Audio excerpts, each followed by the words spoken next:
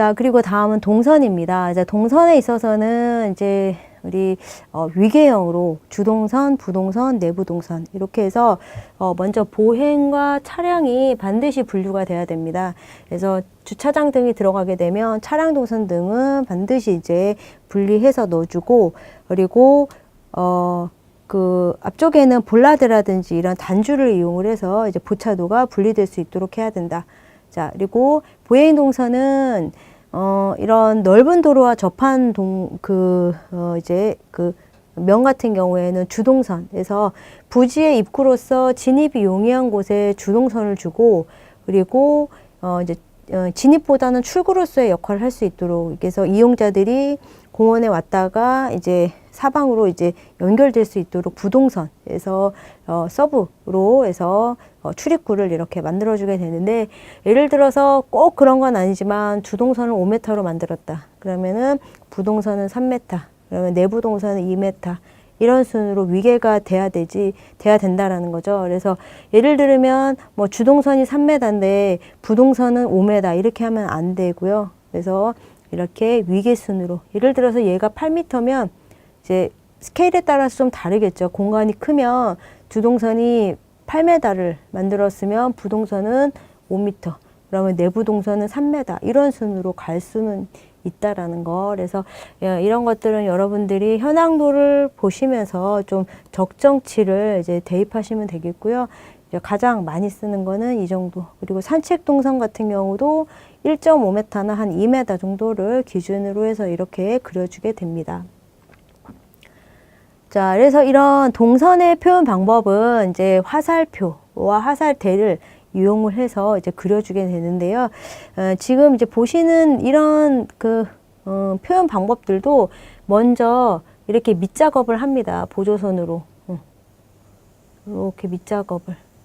이렇게 해보고 그 위에다가 이제 진짜 선을 그려보는 거거든요. 그래서 자, 이렇게 그려주고, 여기 화살표 같은 경우도 처음에 그릴 때는 이렇게 보조선으로 그려봅니다.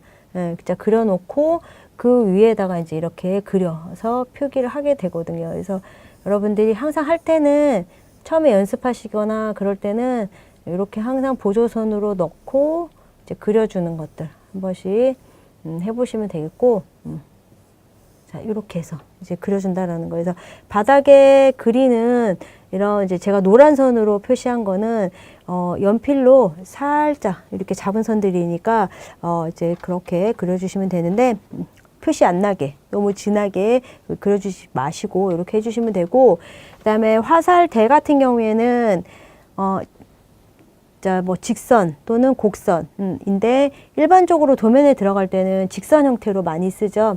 그래서 직선 형태로 자, 이렇게 그려서 넣어 주시고, 자, 화살 머리를 그릴 때는 이렇게, 자, 화살 머리도 그리는 요령을 한번 설명을 해드리면, 이 화살 머리가 너무 뾰족하지 않게, 즉 둔각 정도로 해서 90도 이상을 잡아주시면 이제 그리고 나서 좀 더 모양새가 있습니다. 그리고 보통 보행 동선 같은 경우에는 빠른 어떤 동선의 느낌이 아니기 때문에 화살표를 좀 더 벌려서 안정감 있게 표현해 주시면 되는데요.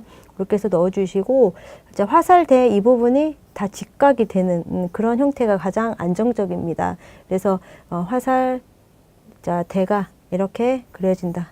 그럼 화살 머리는 가운데쯤 이렇게 들어가야 되겠죠. 그래서 화살 머리가 가운데쯤 이렇게 들어갈 수 있게 좀 90도 이상으로 벌리고, 그 다음에 화살 머리가 이렇게 들어가게 해서 이제 표현해 나간다라는 것들 알아두시면 되겠고, 자, 주동선이 이 정도면 부동선은 이것보다 더 폭이 좁아야 되겠죠.